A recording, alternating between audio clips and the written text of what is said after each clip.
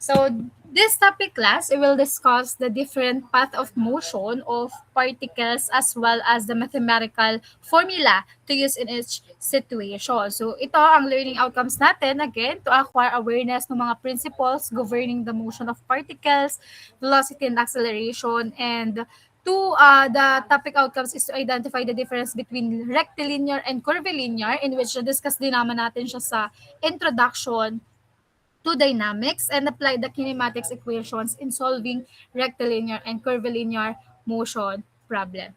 Okay, dun class sa diniscuss natin, di ba? Na-discuss na natin dun sa ating introduction to dynamics, yung motion of the particle may either be rectilinear motion and curvilinear motion. So, ito ay nire-review lang natin ha. Rectilinear motion, it refers to the particle as it moves along a straight line. While ang curvilinear motion, it moves along a curved line in 2 or 3 dimensions. So, sa rectilinear motion class, again, that is the motion of a body along a straight line path where all points of the body move in the same direction, and yung motion natin can be fully described using one-dimensional variables lang. While yung curvilinear motion naman, so that is the motion of a body along a curved path requiring 2 or 3 dimensional analysis because the direction ng motion natin changes continuously even if the speed remains constant, yung velocity natin is nagbabago due to its changing direction, and the acceleration may have both tangential and normal components. Then, magfo-focus muna tayo class kay rectilinear motion of particles. So unahin muna natin ano. So rectilinear motion is another name for straight line motion, and this type of motion describes the movement of a particle or a body. So it is said to experience the rectilinear motion, so yung body natin, if any two particles of the body travel the same distance along two parallel straight lines. Okay, so again, rectilinear motion ng particles natin, motion along a straight line. So everything happens in one dimension. So yung mga position, velocity, and acceleration all along the same line, usually sa x-axis lang siya nagmo-move, okay? So, ano example kaya natin ng rectilinear motion? So, ang may bibigay ko sa inyo example for rectilinear motion is ang paggamit ng elevators in public places. So, that is an example of rectilinear motion. So, ano pa? Yung mga bata na nag-slide, so yan, rectilinear motion lang din yan class. So yung motion ng planes in the sky, so that is also rectilinear motion, and the gravitational forces acting on objects resulting in free fall. Again, that is an example of rectilinear motion. So we have different types of rectilinear motion. So we have 3 types. First, we have the uniform, next. We have the uniform rectilinear motion. Kapag sinabi class na uniform rectilinear motion, it is a motion in a straight line with constant velocity. Next, uniformly accelerated rectilinear motion. So ano ibig sabihin naman ito? Ito naman class, yung motion in a straight line with constant acceleration. Okay, ulit, kapag uniform rectilinear motion, so that is a motion with constant velocity. Kapag uniformly accelerated rectilinear motion, so that is a motion with constant acceleration. So ano naman kaya yung last? So we have rectilinear movement with non-uniform acceleration. Ibig sabihin, that is a motion where acceleration changes with time. Since sinabi nga na non-uniform yung acceleration. Naintindihan itong tatlo. Okay, yes. Next. Okay. Next, for rectilinear motion of particles pa din tayo. So, meron tayo class na 3 basic equation of rectilinear motion. So, ito yung madalas yung gagamitin natin na formula. So, we have V sub F is equal to, so i-take note nyo to class ha, itong mga formula na to. Again, V sub F is equal to V sub O plus AT. So, ito ay ano na din sa physics. Next, S is equal to V sub O times T plus 1/2 AT squared. And last, we have VF squared is equal to V sub O squared plus 2AS. where S is the distance in meter, T is the time of motion in seconds, V sub O, so that is the initial velocity in meters per second, at T is equal to 0 since initial velocity. Then V sub F is the final velocity. Naanuhan ko lang yung velocity class. V sub F is the final velocity after time T. Then yung A naman natin, so that is the rate of acceleration in meters per second squared. Okay, so pakikopya muna nitong ating mga formula.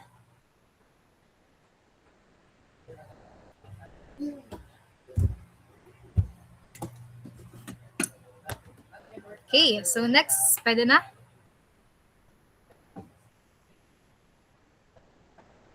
Okay, so proceed na tayo sa next.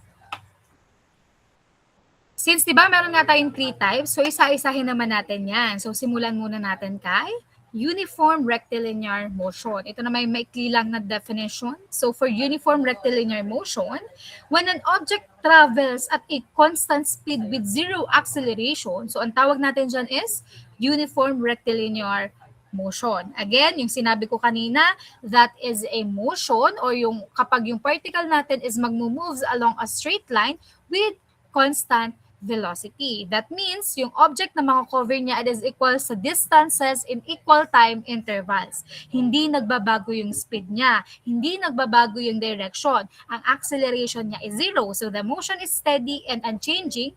That is a uniform rectilinear motion. So, pwedeng ibigay ko sa inyo real-life examples ng uniform rectilinear motion. Yung train, moving in a straight track at a constant speed. So, that is an example of uniform rectilinear motion. And, ayun. So, yun na lang. Para hindi kayo malito. Okay? Since isang motion lang siya, constant yung velocity. Ano? Then, next. Ito. Yung sa mga tawag dito, class, pakita lang natin yung derivation. Wait lang. Papakita ko sa inyo yung derivation natin.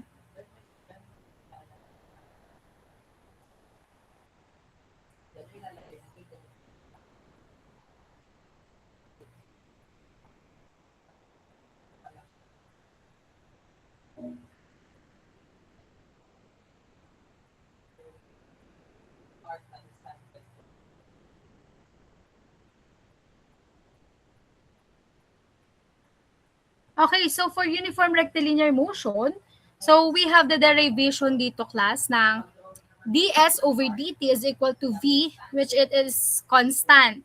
So, ibig sabihin, start from the definition ng velocity natin, yung rate of change of position with respect to time equals velocity, and that velocity is constant. Then, separate lang natin yung mga variables or integrate natin din yung both sides in which add up all the tiny changes sa position natin from initial position to final position and add up the velocity over time from 0 to t. So, ibig sabihin, class, itong left side natin na to, so that is the total displacement, and yung right side naman, that is the motion over time. Okay, so next, because the velocity is constant, so it comes outside the integral. So we get to evaluate the expression at the upper limit minus the lower limit. And the magiging final formula natin dyan, so we have x sub f minus x sub o. So yan, class I, final position minus the initial position is equal to v, the quantity t minus 0. So ang final formula natin, so gagawin lang natin since may 0 dyan. Ito na ang final formula natin, x sub f or yung final position natin is equal to the initial position or x sub o plus v times t. So again, that is the final position which is equal to the initial position plus yung displacement natin due to motion. So this is the basic equation of uniform motion. Okay, pakikopya muna.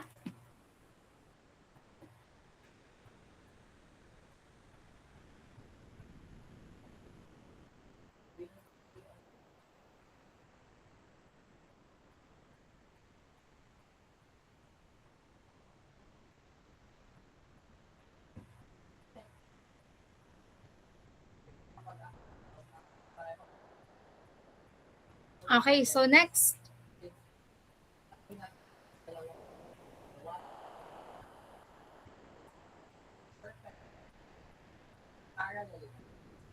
So we have sample problem or example number 1.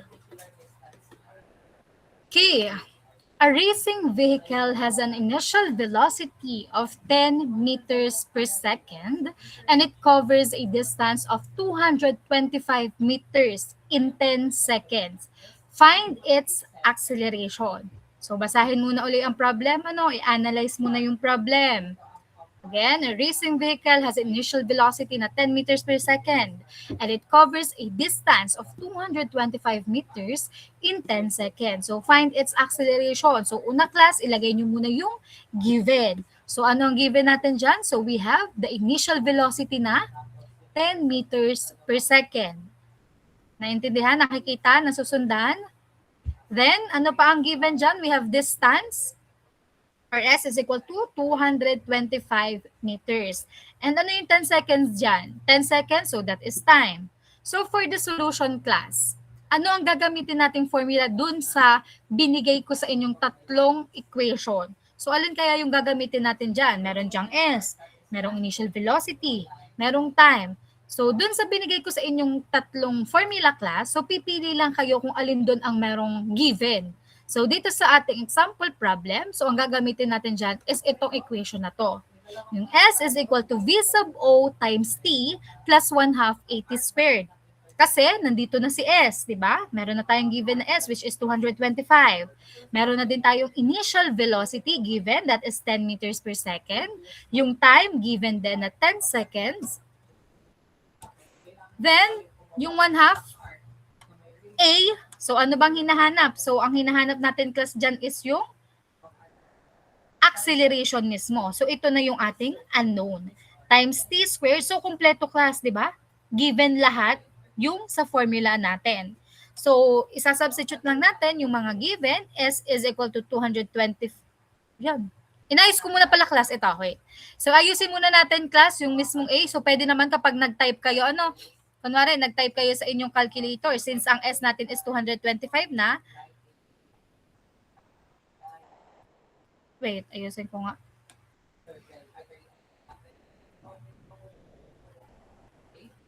So, S natin is 225 meters.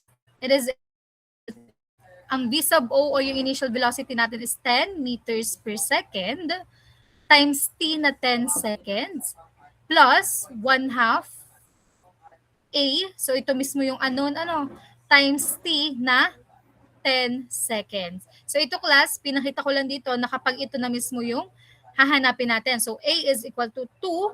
So 2 ito yon dahil 1/2. 2 times S minus V sub O times T divided by itong T squared. So ano ang magiging answer natin for the acceleration? So ano ang mako-compute nyo? So ito yung class ha, ito din yun. 2 times 2 to 5 meters. Ito yung S minus 10 meters per second na initial velocity times time na 10 second divided by 10 seconds squared. Yes, Marl Kaiser Bakuyang. Ma'am, ano po? 2.5 meters per second squared po. Okay, very good. So the answer is 2.5 meters per second squared. So wag kakalimutan class yung unit ha. For acceleration, ang unit natin is meter per second squared. So yung iba, na-compute ba? Yun din ba ang lumabas sa inyo? 2.5 meters per second squared? Okay, so may question dito class? Sa sample problem, may question? Wala naman? Naintindihan? Okay. So next tayo. We have yung pangalawang type na, the uniformly accelerated rectilinear motion. So a body moves with constant acceleration motion or uniformly accelerated rectilinear motion is when its trajectory is a straight line and its acceleration is constant and different from zero. So this implies that the velocity increases or decreases its magnitude uniformly. So class, this is one of the most common cases ng ating straight line motion that in which the acceleration is constant. This is the motion in a straight line where acceleration stays constant the whole time. So yung object's velocity changes by equal amounts in equal time intervals. So kapag ang acceleration natin is positive, so the speed increases steadily, while kapag naman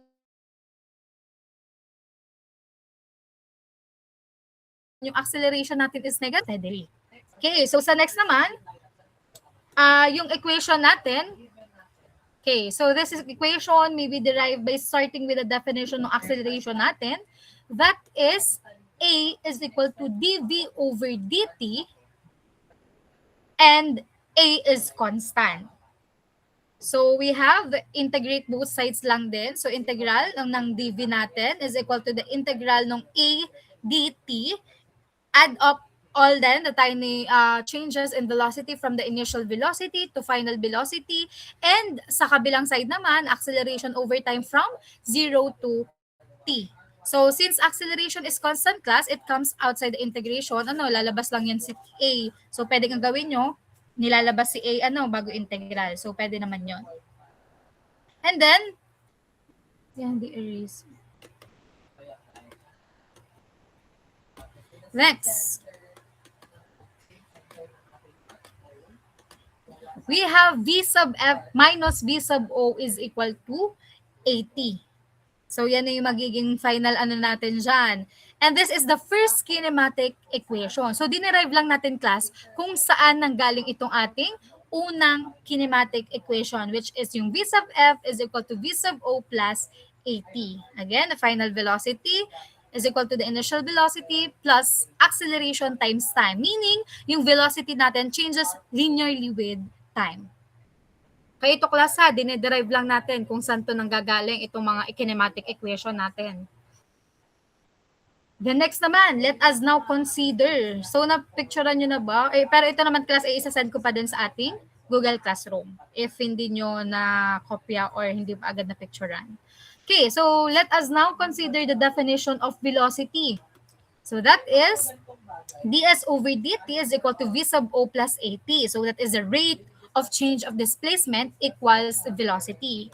So again, integrate lang natin yan both sides. So add up small displacements over time. And that we will let us consider the differential equation ng ating kinematics.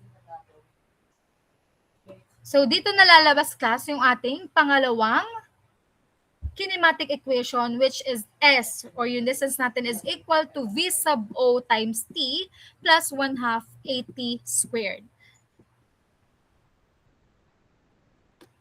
So meaning, ito class, yung displacement natin is equal to motion due to initial velocity plus the motion caused by the acceleration.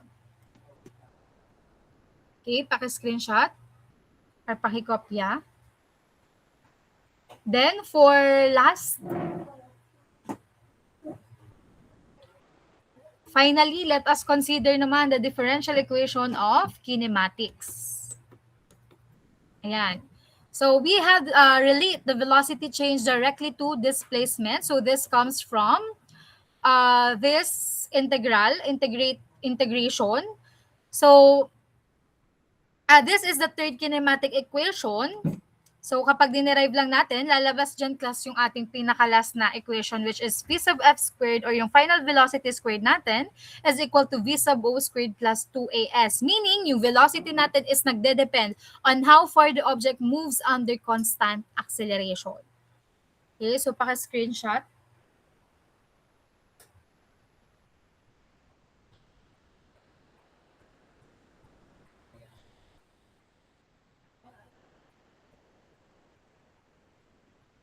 Okay, so next slide, we have sample problem number 2.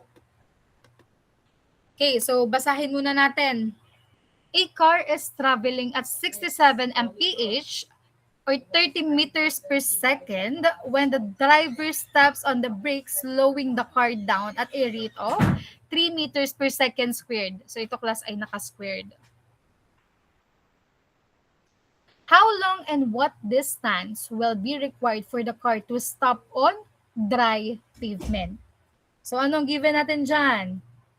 Ito na klasa, nilagyan na natin ng or ito. So 30 meters per second. So this is the initial velocity. So lagay lang natin given. For V sub O, or initial velocity, we have 30 meters per second. And ano pang given dyan?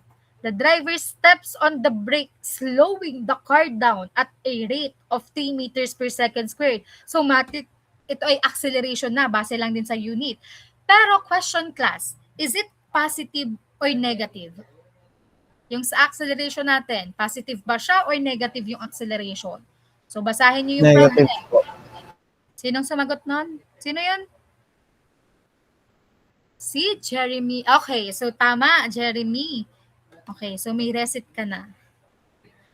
Okay, so that is correct. Since, ang sabi sa problem, the driver steps on the brake slowing the car down.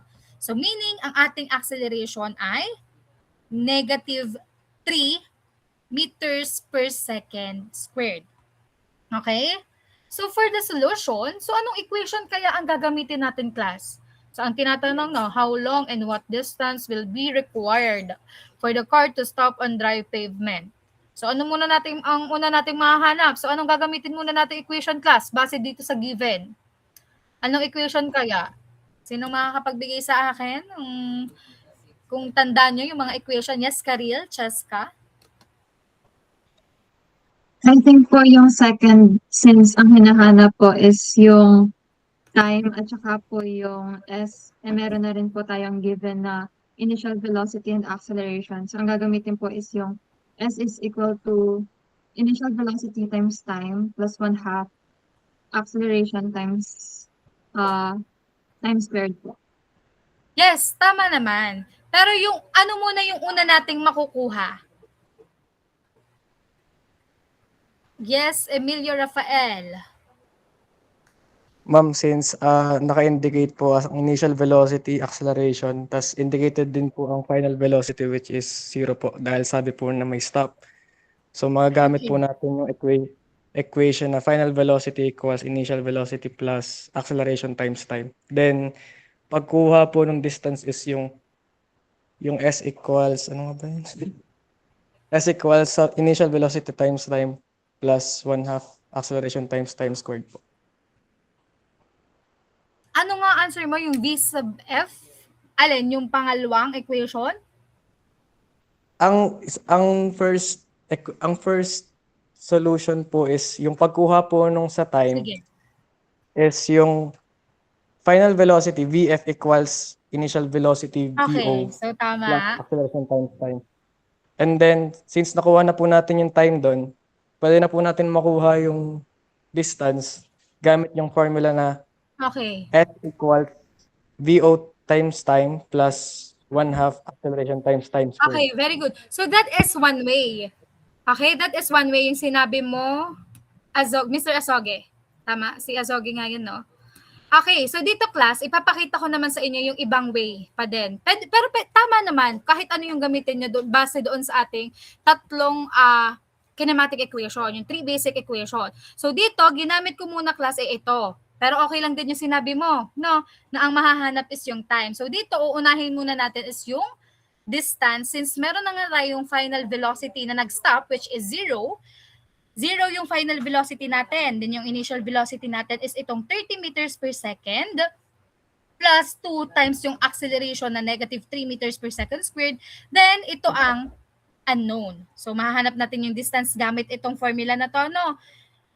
Substitute lang natin. The final velocity 0 is equal to the initial velocity na 30 meters per second squared plus 2 times the acceleration na negative 3 meters per second squared times S. So ano ang magiging value ng ating S or distance? What is the distance? Yes, Elaine? 150 po.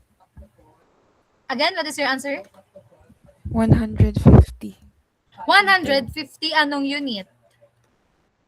meters po. Okay, so the distance or S is equal to 150 meters.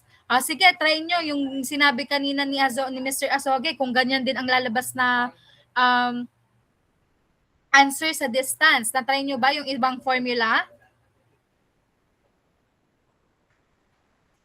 Na-try nyo?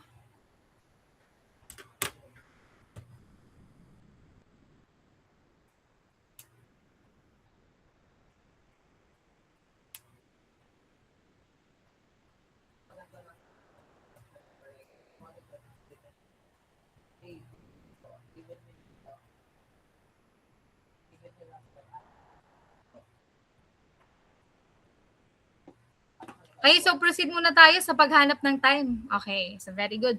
Next muna tayo. Anong sunod natin gagawin o ano nang gagamitin natin dyan? So dito class, pinakita ko muna dito, pag ito ang ginamit natin, itong equation na final velocity is equal to the initial velocity plus acceleration times time para mas madali kayong makapag-substitute ng mga given. So we have the final velocity na 0 pa din. Ano? 0 yung final velocity natin. It is equal to ang initial velocity given na 30 meters per second plus ang acceleration natin na nakuha kanina. Acceleration natin pala ay kulang ako dito ng formula. V sub F is equal to O80. Bakit ako may 2? Wait lang. Computein nyo nga, class.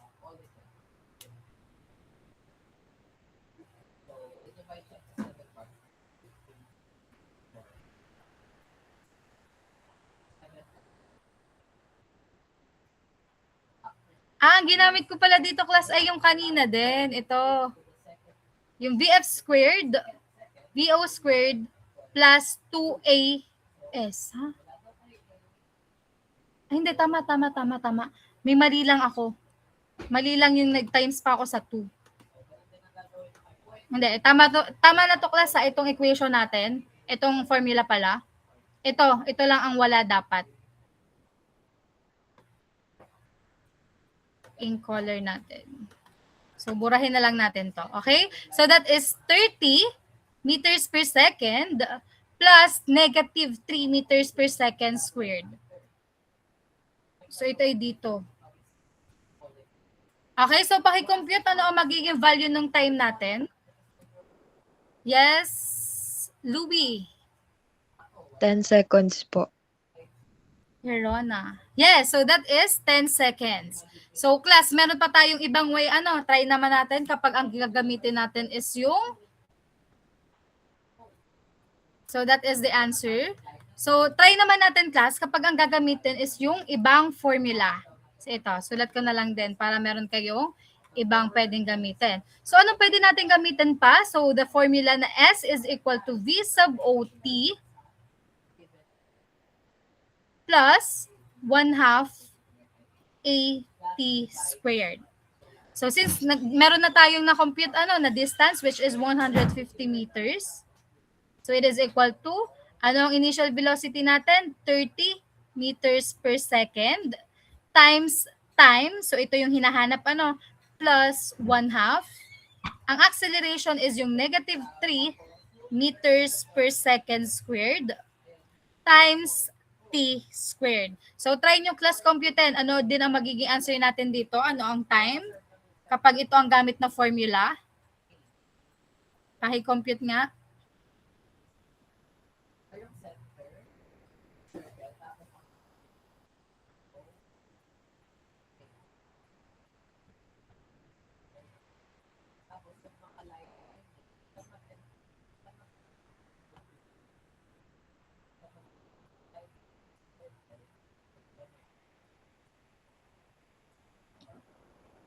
Ano na-compute nyo na class?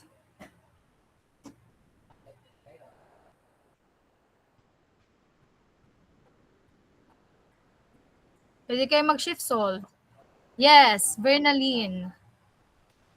10 pa din po. Okay, very good. So, pareho lang class. 10 pa din ang lalabas na answer dyan sa kapag ang ginamit natin ay ibang formula. So, yun pa din yun. 10 seconds. Okay, so pakikopya nito. Yung iba, na-compute ba na 10 seconds din ang value ng time? Okay, so pakikopya muna.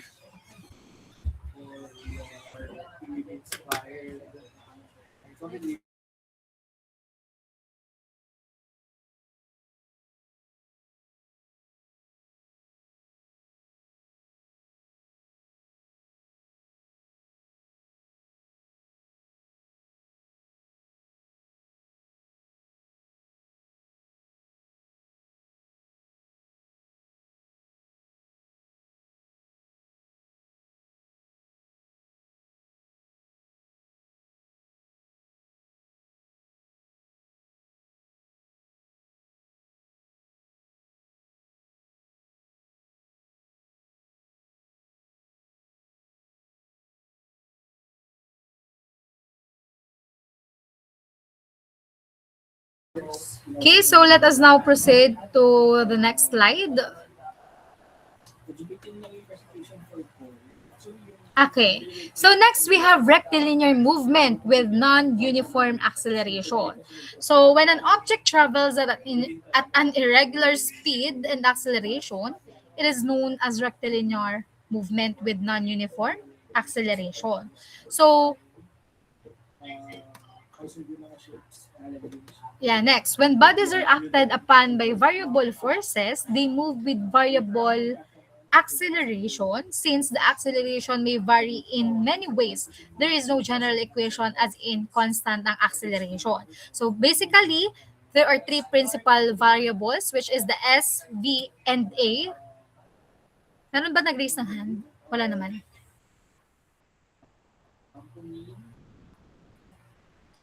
Again, S, V, and A related by a common parameter, which is time natin. So each of these principal variables may be expressed in terms of time t or even a combination of the others. So below class, or sa next slide natin, we have cases of rectilinear movement with non-uniform. Ito, andito kasi yung below.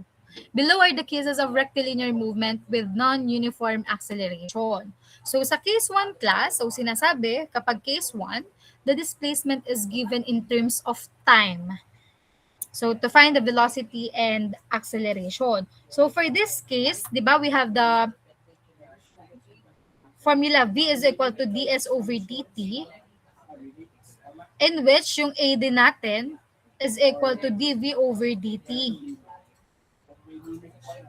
in which it is equal to d squared s over dt squared. So ito yung case 1 natin. Again, the displacement is given in terms of time. Okay, to find the velocity and acceleration. So ito yung formula natin or yung ginagamit natin madalas kapag meron tayong hahanapin na velocity and acceleration. Then for case 2 naman, the acceleration is expressed in terms of time. A is equal to f of t to find the velocity and distance. So dito naman, ang ginagamit naman natin dito class ay yung dv is equal to a dt sa case 2, in which ini-integrate lang natin to both sides. Integrate both sides. Ito, dv, it is equal to the integral ng ating a dt 0 to t. Okay, so yan class yung kanina kong pinakita sa inyo na integration at derivation. Kaya nakuha natin yung ating mga kinematic equations. Then next for case 3, the velocity is given in terms of time, in which v is equal to f of t. So case 3 lang naman class. Dito lang natin gagamitin itong sa acceleration. A is equal to dv over dt. In which, or integrating, it determines the displacement. So integral nung ds is equal to integral ng ating v dt. So for case number 4, one of the principal variables is expressed in terms of adjacent variable. A is equal to f of v, or v is equal to f of s. So the procedure here is to use either A is equal to dv over dt, or yung v natin, which is equal to ds over dt, to relate to the given variable in terms of the time. Okay, say, kunwari, yung A natin is equal to dv over dt, it is equal to f of v. So it is equal to, or integrate natin ng dt with respect sa t, initial time, with respect to time, which is equal to dv over f of v in the initial velocity to final velocity. Okay, so ito yung ating case number 4.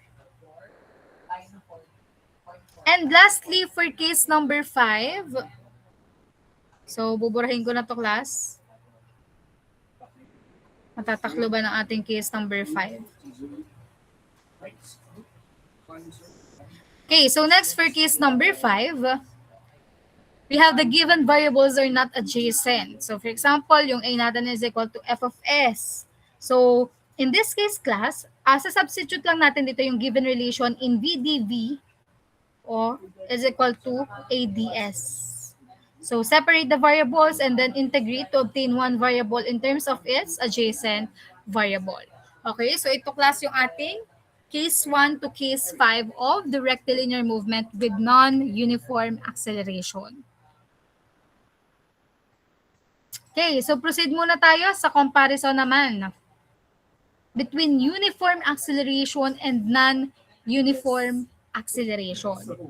Okay, so for uniform motion and non-uniform motion, so in terms of average speed class, kapag average speed for uniform motion, the motion is similar to the actual speed of the object. So kapag naman non-uniform motion ng average speed, so the motion is different from the actual speed of the object. Okay?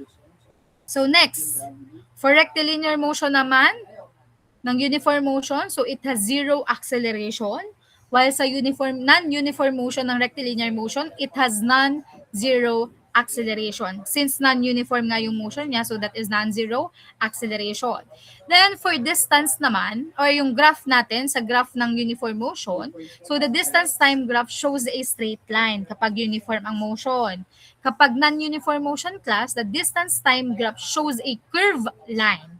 And lastly, yung distance ng uniform motion natin, it covers equal distances in equal time interval, while for non-uniform motion, it covers unequal distances in equal time interval.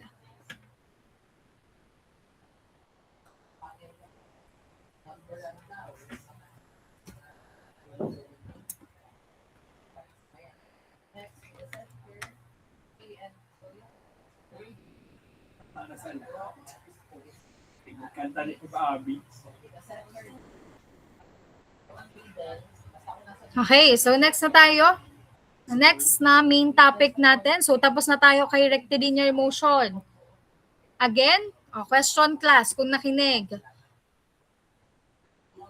Question muna.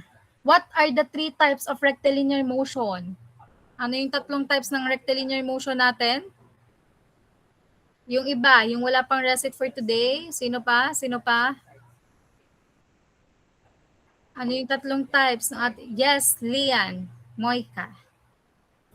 Ano po, uniform rectilinear motion, uniformly accelerated rectilinear motion, and rectilinear movement with non-uniform acceleration. Okay, very good. So, sino makakapagbigay sa akin ng isang basic equation of rectilinear motion? Kahit isa lang.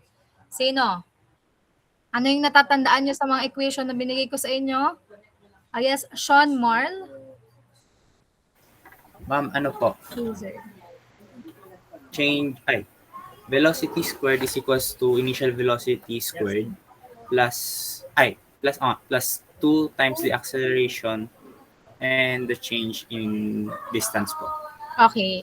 Acceleration times distance. Okay. Thank you. Meron ka na pala, Sean. Okay, next. Sino pa? Yung may 2 pa. O, isa pa ulit. Isa pa. Yes, Krisha May Camacho. Final velocity equals initial velocity plus acceleration times time po. Okay, last. Last equation. Sino pa? Sino pa? Sino pa? Yes, Rensmar Ramos. Ay, wait lang. Sorry. Nauna si Paulo Hernandez. Sige, next ka, Rensmar. Distance po, yung displacement equals initial velocity times time plus 1/2 times acceleration times time squared po. Okay, very good. Okay, so Rensmar Ramos, because we will proceed to our next topic. Again, what is curvilinear motion? So ano ang natatandaan mo sa na-discuss na din natin nung ating introduction for curvilinear motion? Rensmar? Kahit ano lang yung natatandaan mo, kahit keyword lang. For Ano po, curvilinear. ma'am? Siya po yung nagta-travel po sa hindi po siya straight, like curve po. Okay, so okay na yon. So for curvilinear motion class, so this is the definition. It is defined as the motion that occurs when a particle travels along a curved path. Okay, so the curved path can be in 2 dimensions in plane or in 3 dimensions. So in curvilinear motion class, the displacement vector will change in both the magnitude and inclination. So anong pwedeng maging example natin for curvilinear motion? Sino makakapagbigay sa akin ng mga example ng curvilinear motion? Sino pang wala? Meron ka na ba? Ano nga? Ayan, sige. Ikaw, di mailig, Oriel. Ma'am, pag ano po, nag-shoot po ng bola. Okay, so that is curvilinear motion. Yes, pwede. Pag-shoot ng bola, dahil pa-curve. Oh, yes, may projectile siya. May projectile din. And then ano pa? Yung class, sinasabi ni Oriel ay yung parang may projectile siya, no? Pero hindi pa siya mismong example ng curvilinear motion. Bibigyan ko kayo isang example. Earth moving around the sun. So that is curvilinear motion. So ano pa? Tama din yung answer nga ni Oriel, a ball thrown upward. So, dapat talaga pa-upward siya and may projectile. So, that is example ng curvilinear motion. Sino pa makakapagbigay? Yes, Julie Star. Kulyat. Pag-ride po sa roller coaster. Yes, pag-ride ng roller coaster. That is right. So, that is example of curvilinear motion. So, meron pa ba? Yes, last na. Charles Daniel. Ma'am, yung pong pag-ikot po ng wheel ng sasakyan, Curvilinear motion. Apo yung pag-ikot po ng wheel, di po ba? Yes. Yeah. Tama. A car taking a turn on road. Tama naman siya. Mismong ang example ng curvilinear niyan is mismong yung kotse mo is naikot sa mga rotonda kunwari. Yung paikot-ikot. So that is example of curvilinear motion. Pero yung motion din ng cycle wheels, yung sabi mo nga. So yeah, that is also example ng curvilinear motion. Ayan, so naintindihan nyo class ang example ng curvilinear at rectilinear. Magkaiba talaga sila? Okay. So next. So for rectangular components, so we have the rectangular components ng ating curvilinear motion. So the motion of a particle, so it can be best described class along the path that can be expressed in terms of x, ito, x natin, y axis, and z axis. So yung position vector natin,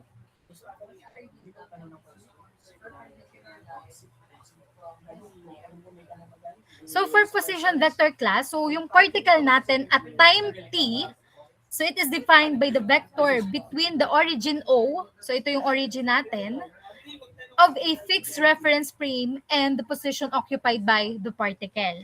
Okay, kapag yung particle natin class is at point X, kunwari andito siya sa point X, nasa point Y, and nasa point Z siya, so for example, ito nga yung particle natin, on the curved path S dito, so ito yung ating curve path S, so ito yung particle. For example nga, nandito siya sa point ng X, Y, and Z.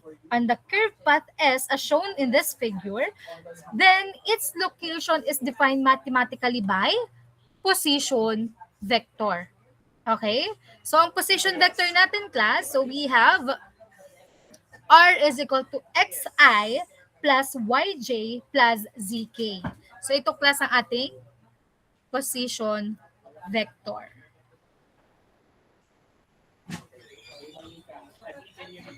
Okay. So ito class R is equal to XI plus YJ plus ZK. So if the particle naman natin class moves the X, Y, and Z components of R will be functions nung time natin. So pwedeng X is equal to X times T, Y is equal to Y times T, or Z is equal to Z times T. So that, yung R natin, R natin is equal to R times T, therefore, defined mathematically as R X squared plus Y squared plus Z squared.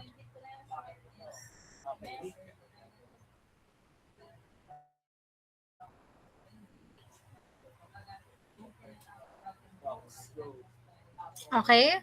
So, tapos na tayo dito kay position vector.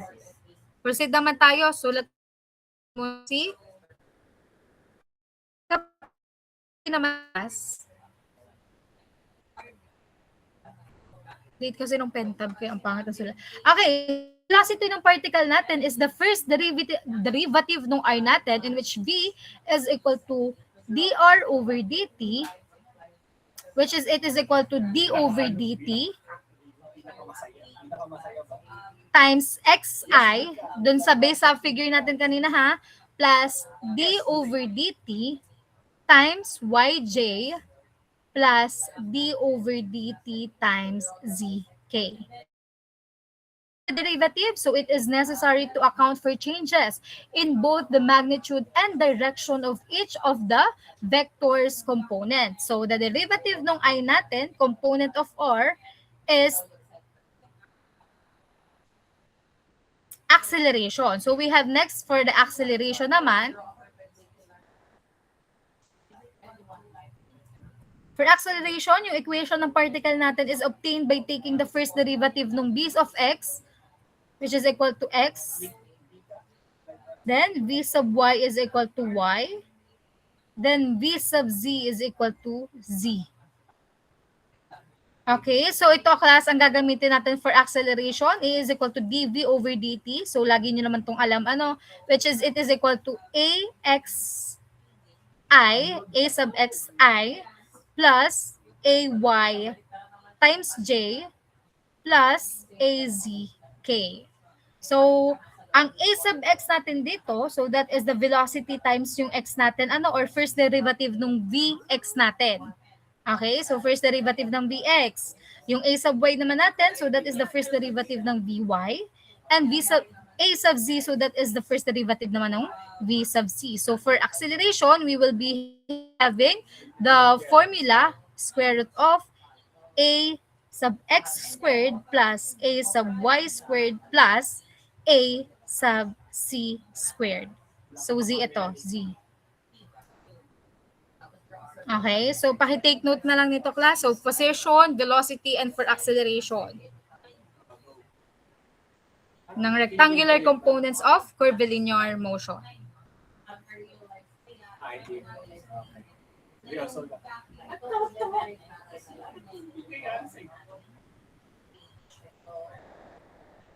Okay, so proceed tayo sa ating example. Hala, wait lang. Nakopyan nyo na ba ito, class? Puburahin ko na muna to ha. Sige, pakikopya muna. Or paki-screenshot.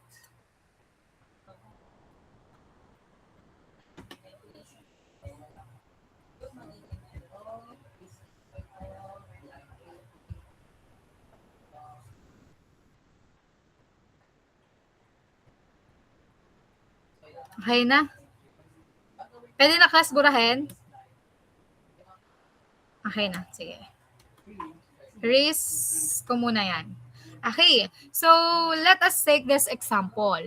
At any instant, the horizontal position of the weather balloon, so ito ang figure natin, is defined by x, ito yung x, which is equal to 80 feet, where t is in seconds. If the equation of the path is y is equal to x squared over 10, determine the magnitude and direction of the velocity and the acceleration when t is equal to 2 seconds. So anong hinahanap? The magnitude and direction ng ating velocity and the magnitude ng ating acceleration. Given tayo ng x and y components, given tayo ng time. Screenshot nyo nga muna to class para may solution natin sa next slide.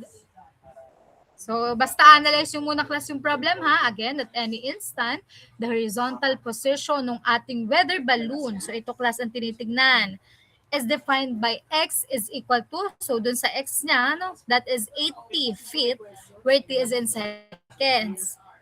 So, hindi pa mismong given kung ano ang value ng x natin kasi 80 pa lang yon. So, kailangan nahanap muna natin yung time. Later, if the equation of the path is y is equal to x squared mismong kung given na pala yung time, so dito sa problem, given na, so pwede siyang i-times na agad. 8 times 2, which is equal to 16 feet. So that is 16 feet, yung x. Determine the magnitude and direction of the velocity and the acceleration when t is equal to 2 seconds. Okay, so na-screenshot nyo na ba, class? Yung problem? Screenshot nyo muna para tayo ay makapag-solve next slide. Okay, so next. Ano ang given sa atin? Isa-isahin natin, class, for the solution. Given tayo, class, doon na horizontal position, in which yung horizontal position natin is yung x is equal to 8t feet. Feet yung kanyang unit. And yung equation or yung path equation niya naman, o yung y natin is equal to x squared over 10. So, given tayo ng time which is 2 seconds. Anong hinahanap again kanina? So, the magnitude, sulat na natin isa-isa, class, ano? So, sumunod na lang kayo or intindihin nyo itong ating solution. Magnitude and direction of velocity and the magnitude of acceleration. So, mismong acceleration na lang isulat natin. Acceleration. So, anong una natin gagawin dyan, class? Since ang velocity natin is the time derivative ng position and yung figure natin kanina is 2D, so we will use V is equal to V sub X times I plus V sub Y times J. Okay? So yung X component of velocity natin, so given nga tayo ng X is equal to 80, ang gagawin natin dyan is to differentiate with respect to time. So Vx natin is equal to dx over dt, in which it is equal to 8 feet per second. Yung velocity to, class. Then, for y component naman, so ito, class, yung x component, ha? So this is the x, ang pangit, wait lang.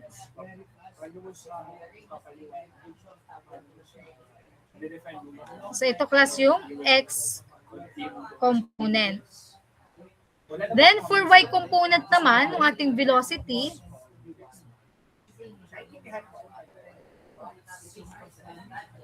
so we have to, meron naman tayong given kanina, di ba? Y is equal to x squared over 10. Since y, class, is nakadepende siya sa x and x depends on time, we use the chain rule or yung chain rule na gagamitin natin, yung Vy is equal to dy over dt, which is it is equal to dy over dx times dx over dt.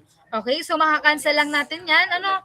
Ang kalalabasan, yung first derivative muna natin, yung dy over dx. Sulat lang natin dito isa-isa. First derivative. So we have, ano ang first derivative natin, class? Sa x squared over 10. Nito. Asan na yun? Ito. First derivative natin. So we have y is equal to, o yung dy over dx na natin, since first derivative na nga to, it is equal to 2x over 10. Tama? Nasusundan? Ito, class, ang first derivative. Nito, 2x over 10. So, yung Vy natin is equal to 2x over 10 times yung dx over dt natin kanina, ito, which is 8, times 8 lang. Then now, we will evaluate at t is equal to 2, yung x natin is equal to 8 times 2, which is equal to 16. Okay? Naintindihan nyo to, class? So, ang x na natin dyan ay 16. So, since feel ko naman, mas madadalian kayo, 8 times t, so that is 8 times 2 lang din, given ang time na 2, so that is 16. So, pinapakita ko lang to, class, based doon sa ating case ng rectilinear motion kanina, or for curvilinear motion. Okay, so meron na tayo, class, na nakuha, na x is equal to 16, na na-evaluate natin, na ginamit natin yung time, which is equal to 2. Then now, substitute na natin to, class. Itong 16 sa v sub y. So anong v sub y natin? So that is 2x over 10 times 8. So we have 2 times, ito yung nakuha natin na 16. Ibahin na natin class ito para hindi kayo malilito. In color. So evaluate or sa-substitute na natin itong v sub y. 2x over 10, sulat ko na lang muna din, times 8. So that is equal to 2 times yung x na na-compute natin na 16 over 10 times 8. So ano class ang magiging value nitong v sub y natin? V sub y is equal to 2 times 16, that is 32. Divide 10 times 8. Anong value nitong v sub y natin, class? Paki-compute nga. Yung wala pang receipt, Sino pa? O sige, try ko magtawag. Achanza Arabella. Ayan, andito ba si Arabella? O sige, ikaw na Acel. 25.6 po. Okay. Anong Flandes? Okay. Okay, so the answer is 25.6. Since yan ay velocity, ano ating unit? Anong unit natin dyan? So we have 25.6 feet per second. Feet per second. Okay. So ito class, hindi pa ito yung ating final answer. Tama? So anong next step natin? So hanapin na natin yung magnitude of velocity. So paano makukuha class yung magnitude of velocity? Magnitude of velocity. Sulat na natin dito.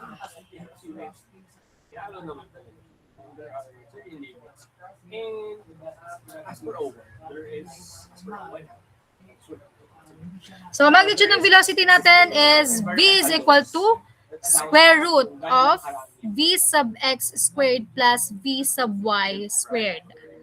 So try nyo nga computein, ano kaya magiging value ng v natin. So ang v sub x natin class is 8 squared. Since yun na yung given natin sa v sub x, plus yun na compute natin class na v sub y, which is 25.6 squared. So what is the value ng v natin or magnitude ng velocity? Yes. Sino pa ang walang receipt? Meron na si Vernaline eh. Wait lang, Vernaline. Yung iba munang wala. O meron na din. O sige, ikaw na Vernaline. Kasi lahat naman na nag-raise ng hand ay may receipt na. 26.8 po. 26.8 feet per second. So that is the answer for the magnitude of velocity. Again, v is equal to 26.8 feet per second. So ito class ang magnitude ng ating velocity. How about the direction? Paano natin makakompute naman yung direction ng velocity natin? Di nyo ba tanda, class, ang formula? Yan, sino ang nakakaalala? Yes, Karil. Paano natin kukunin, class, ang Inverse tangent po ng Vy over Vx po. Okay, very good. Inverse tan ng Vy over V sub x. O, meron ng formula.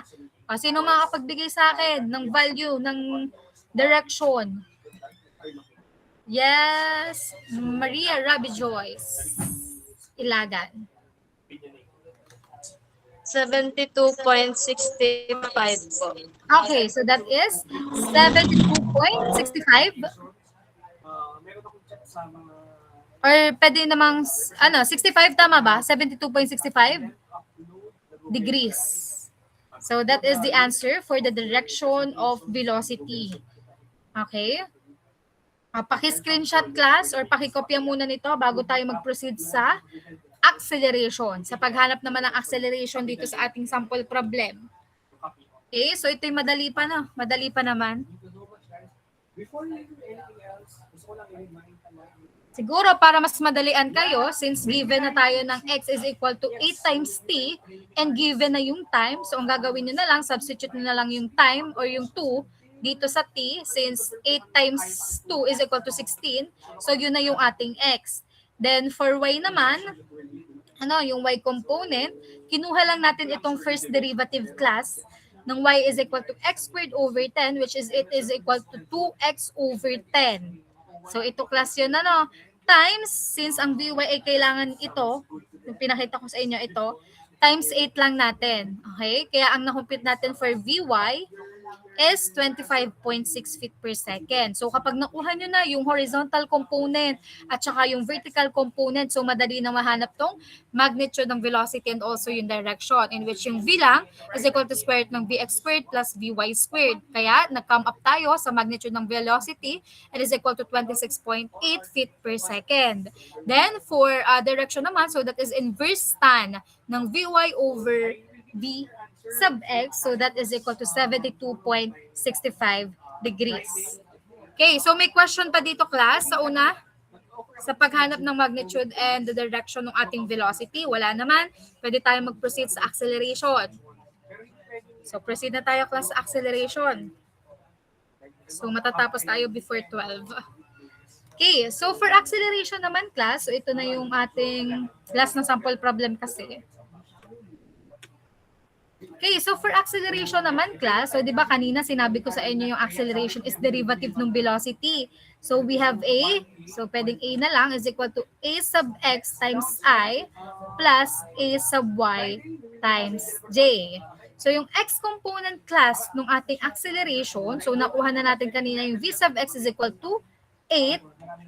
So since it's constant, so yung a sub x natin is equal to d v sub x over dt, which is equal to 0. So recall nyo kanina, so di ba meron tayo kaninang y component of acceleration. So ito class yung x component na ng acceleration natin. So sulat ko lang para detail tayo.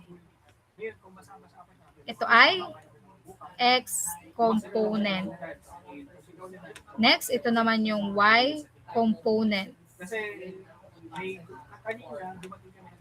Okay, so for y component naman, so i-recall lang natin we have b sub y is equal to 2x over 10 times 8. So ito yung kanina natin, di ba? So differentiate using the product or chain rule. So we have a sub y is equal to d over dt times itong b sub y natin, which is 2x over 10 times 8. Okay, so yung a sub y natin is equal to 2 over 10. So derivative na nito, so that is 2 over 10 times 8 dx over dt. Naintindihan?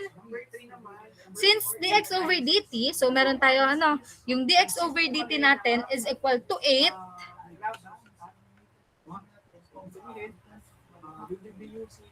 Plus, ito ay detailed na talaga ha. Dinidetailed ko na ang pagdidiscuss. So, we have a sub y is equal to 2 over 10 times 8.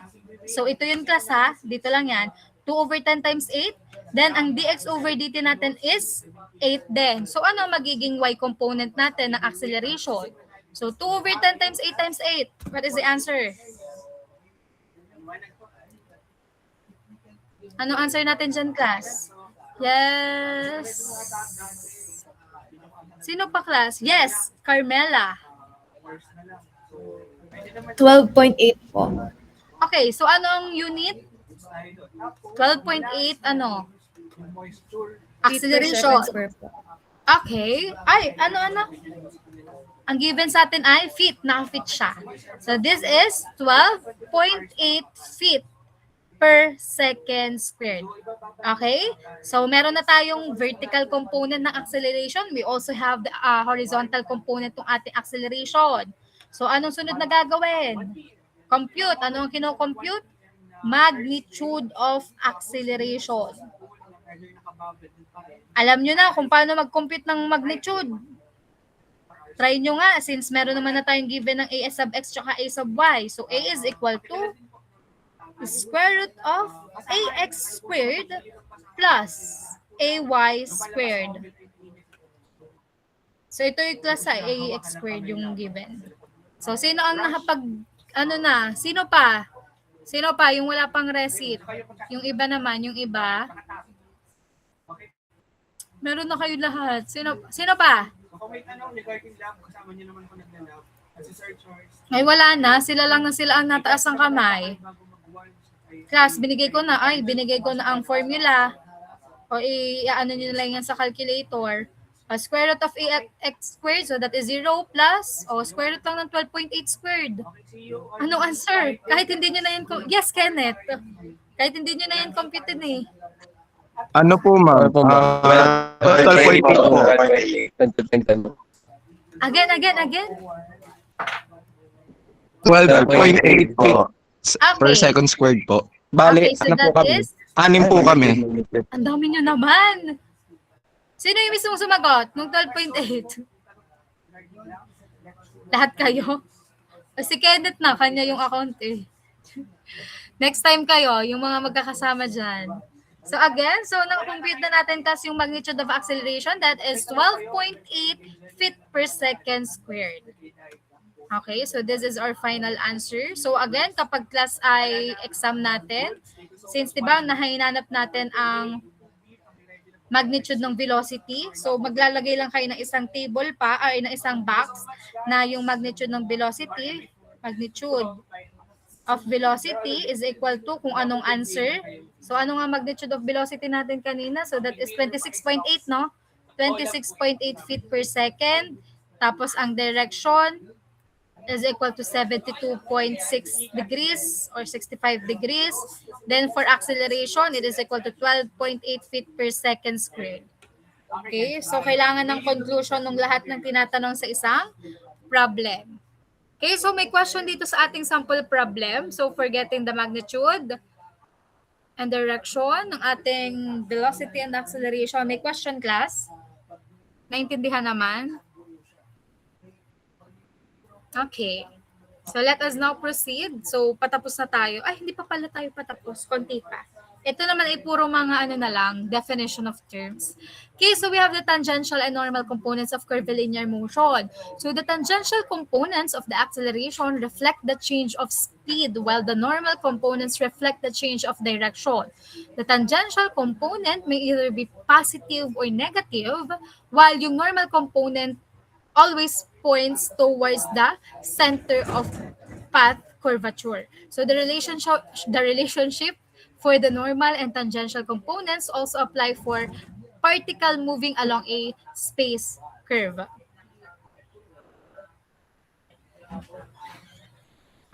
Okay, so dito class, kapag kay tangential and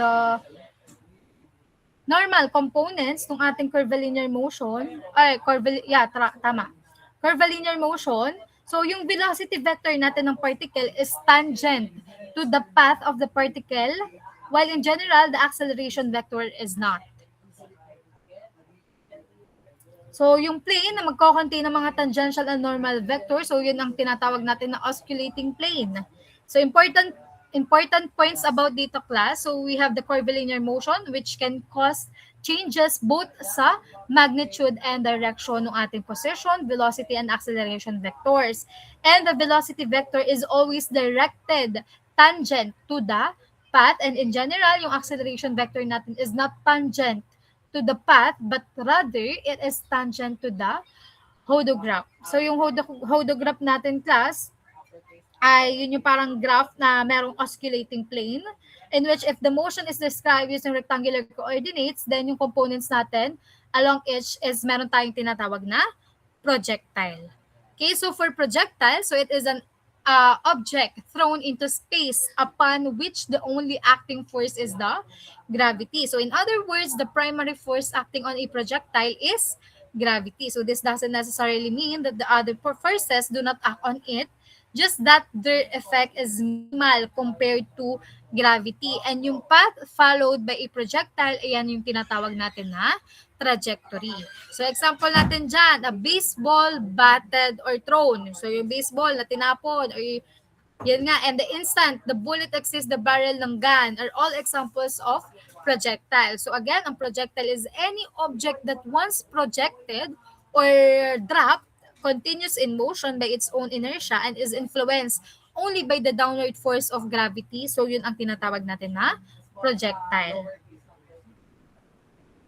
Next, what is projectile motion naman?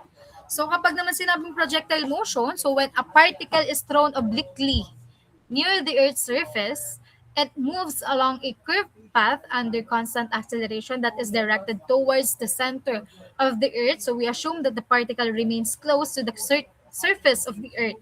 So the path of such a particle is called a projectile and the motion is called projectile motion. So class, ang projectile motion, that is the motion ng isang object that is launched into the air and then moves only under the influence ng ating gravity, which ini-ignore nun ang air resistance. So again, kapag kunwari nagtapon ka nga lang ng bola, katulad ng sinabi ng inyong kaklase kanina, nag-throw ka ng ball, it follows a curved path. So that yung curved path na yun yung tinatawag natin class na trajectory naman. So for projectile motion, so meron yung independent motions happening at the same time. So we have horizontal motion and vertical motion. So sa horizontal motion, that is the constant velocity. Kapag vertical motion naman, that is the accelerated downward by gravity. Okay, next. Ito, yan. So ito class, in a projectile motion, so explain na lang natin, there are two simultaneous independent rectilinear motion. So along x-axis and along y-axis. So dito class, kay x-axis, so that is the uniform velocity na responsible for the horizontal motion ng ating particle. So ito, for example, sa horizontal. Then along y-axis naman, or ito, so that is the uniform acceleration which is responsible for the vertical or downwards motion ng ating particle. So sa next slide natin, so i-discuss ko lang sa inyo yung steps for a projectile motion analysis. So for step 1, calculate the components of velocity. So mamaya mas madidiscuss ko pa yan sa inyo. For step 2, write down the equation of motion. Step 3, calculate the time of flight. Step 4, calculate the range ng ating projectile. And last, for step 5, calculate the maximum height. Okay, so unang class, yung sa unang step, calculate the components of velocity. So dito class, di ba ito yung ating velocity. So yung sinabi ko sa inyo kanina class, kapag kinakalculate natin ang components ng velocity, we will be having a horizontal velocity or itong ang v of x and the vertical velocity or itong v sub y. Okay? So the horizontal velocity component v sub x, so we have the formula v of x is equal to v cosine alpha or cosine kung ano ang angle natin dito. For example, ito class ay 30 degrees. For example lang class, that is 30 degrees.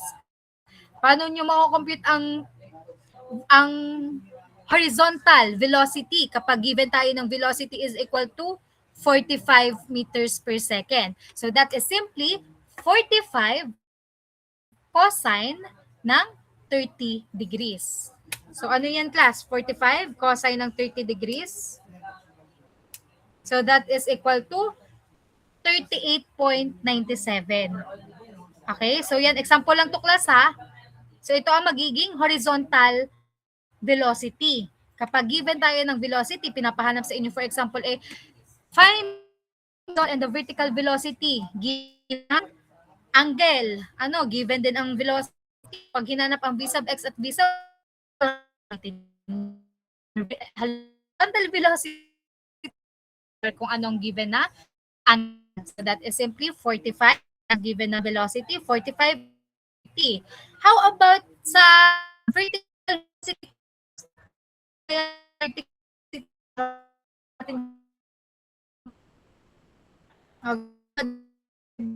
For velocity and the angle. Sige, Same po. Okay. So that is nagagawa ba class? So kapag vertical velocity component naman ng v sub y, so that is simply v sub y is equal to v sine alpha. O paki-compute nga ano sine or ang magiging value nitong v sub y. For example, 45 ulit yung given. Sine ng 30 degrees. So ano magiging answer natin dyan? So that is, yes. Yes, Paulo. 22.5 po. Okay, so that is 22.5. So yun, yung iba class ay mga nakakadalawa ng receipt. So that is 22.5 meters per second. So naintindihan class ito. Buburahin ko na. Ayan. So sana naintindihan ito, no? Pagka-calculate ng components of velocity. So madali itong step 1 natin. So next, for step 2, write down the equations of motion. So ano ba yung mga equation ng motion? So we have the distance. So pag distance, the horizontal distance traveled can be expressed as x is equal to v sub x times t. So velocity times time lang yan. For vertical distance naman, so we have the formula for vertical distance from the ground described by, so paki-take note nito class, y is equal to h plus v sub yt minus gt squared over 2. Then, pag horizontal ang acceleration naman natin, so that is equal to 0. Then, kapag vertical ang acceleration natin is equal to negative g, may negative yung gravity because only gravity acts on the projectile. So, ito class ay sa distance.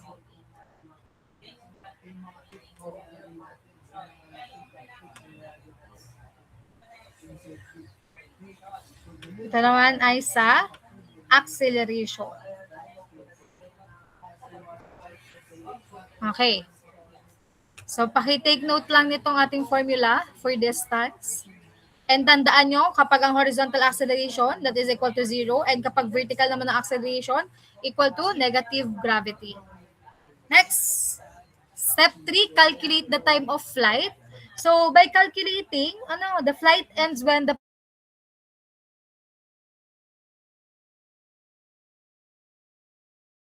zero. So in the case naman where initial height is 0, we have the formula na v sub y times t minus gt squared over 2 is equal to 0. Then from that equation, we find that time of flight is t is equal to 2vy over g, which is equal to 2v sine over g. Okay, however, if we're throwing the object naman from some elevation, which is h is not equal to 0, kapag ang height natin is not equal to 0, then the formula we obtain is a quadratic equation, h plus vy times t minus gt squared is equal to 0. And after solving this equation, so magkakaroon tayo ng formula na t is equal to v sine alpha plus square root ng v sine alpha squared over g plus 2gh.